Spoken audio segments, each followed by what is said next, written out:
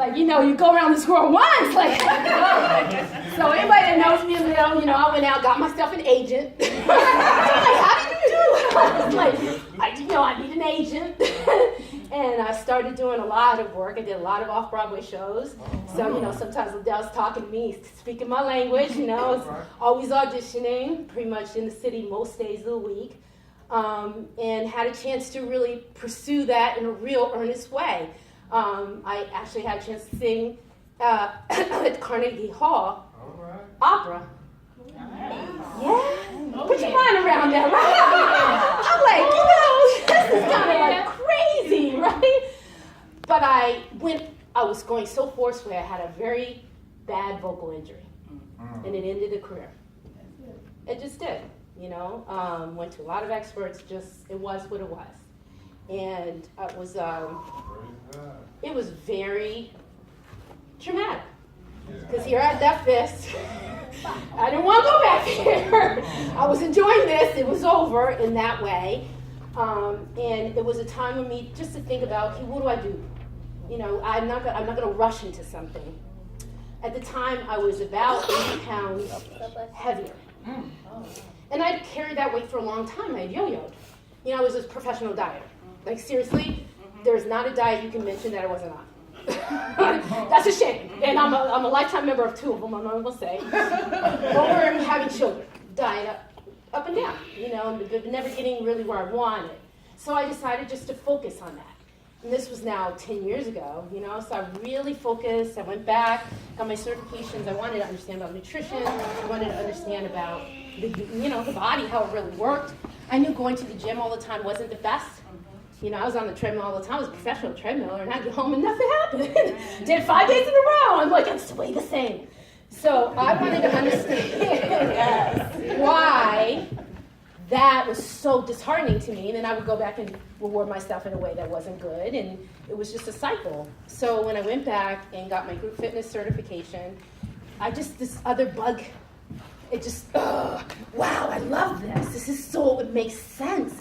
It made sense to dancers. Because I used to do a lot of dancing, right? So it made sense, like, oh my goodness, I can understand how the body really works. How can you put together the things that you need to do, both on eating and both on working out, that can take you and advance you in whatever it is that you want to do. So that was just an eye-opening experience for me. And because I am part type A personality, you can figure this out, right? I say, well, let me keep getting my certs, and then I have a vision. And I think that a lot of the information that's out there is just false. And they sell you false promises about how to exercise or what to do or how to move to really make lasting change.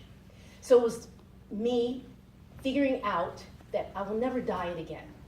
I do not believe in a diet. I think that they are worthless. It makes no sense. And you can talk to me about any of them, and I will tell you about all of them. And I'll tell you why they don't last for the long haul. Because it's about living. It's about enjoying your life. There is not something that you can never eat. There is not something that you can never do. Unless it's something bad for the body. But, the point is moderation. The point is to find that way.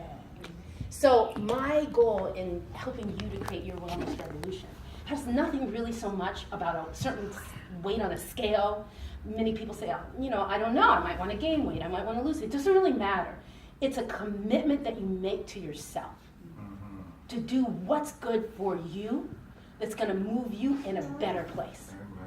So if I were to ask you right now, just a question, what do you think, if I had one word, that is the most key word for you to have lasting results, lasting change, whatever and however you define it for yourself? Would it be amazing dedication?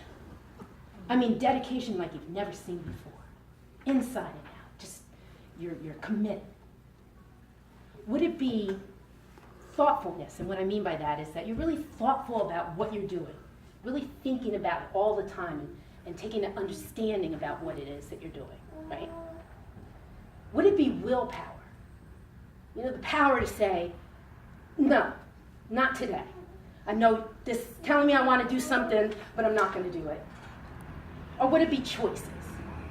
Ability to to choose this or choose that, make this choice or this choice on a particular time, what would you think out of those? She said I need all of them. Dedication. Dedication. You pick dedication. Does anybody pick willpower?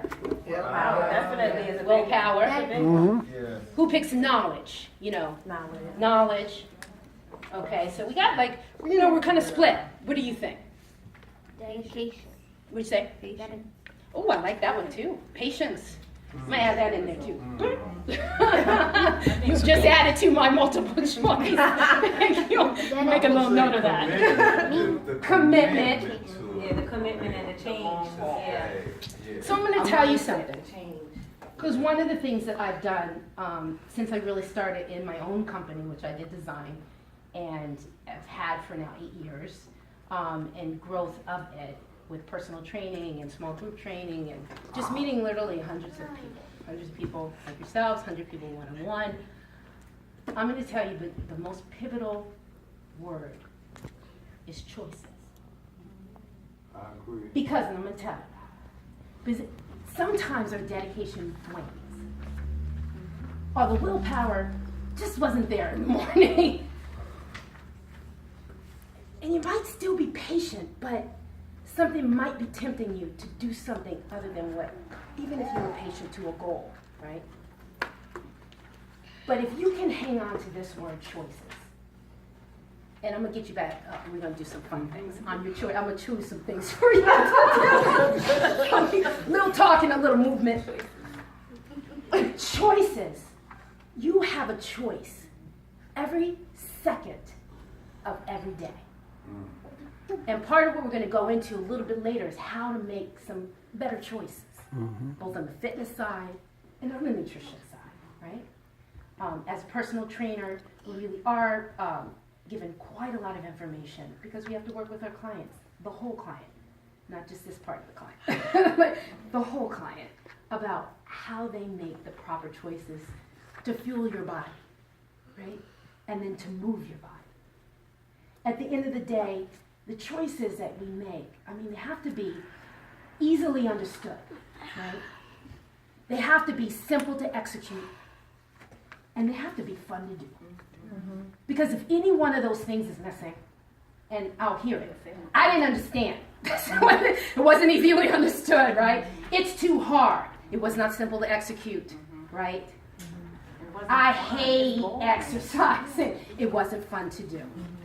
And so that's the key to how we'll put these things together. So as we do, and I introduce you to things and ways to work out at home, we're actually going to move the chairs up a little bit. We're going to do a little chair workout. So I want to give you some visions of things that you can do. Yes? Doesn't have to be up and crazy lady leading in a dance because she's going to be the one. I'm going to tell you, Marcine saw her. Yes, she's going to be the one. Yeah, it's going to take you in the right way. But I want to show you like some different techniques that you can do along the way. So our best word is choices, yes? You have the choice as soon as you leave here to do what's going to be good for your body or do what's not going to be good for your body. You have a choice. Are you going to move every day? Because you know it's important. Right? Are you going to eat right and fuel your body? Because that's all food is. It's just fuel. Right? And I always say to you, there's never a group too young to understand that if you're not getting the proper food in your body, how many people are in school? High school. Yeah. Hey. Right, hey. Courses are tough all the way around. You probably have some courses you like better than others, yes? What are you more, math or English? What are you? English, okay. So then a science math class hits.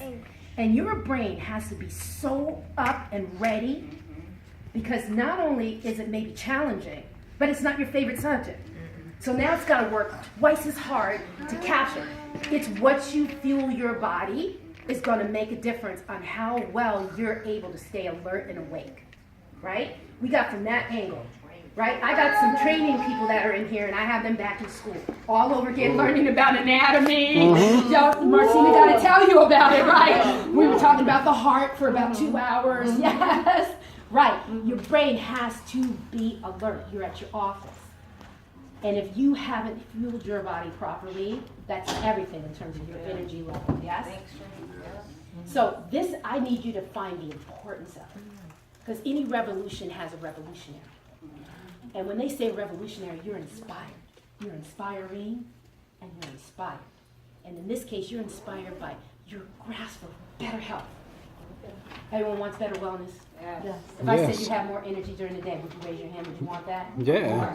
No, I don't care, like, I don't know. It's like, yeah, some people just, so I have to put pinky up. I'm off to the side, yeah, I take a little bit of energy. Hands should be up, yes. I would love more energy and wellness. So just, I'm gonna have you move your chairs out just a little so you have room.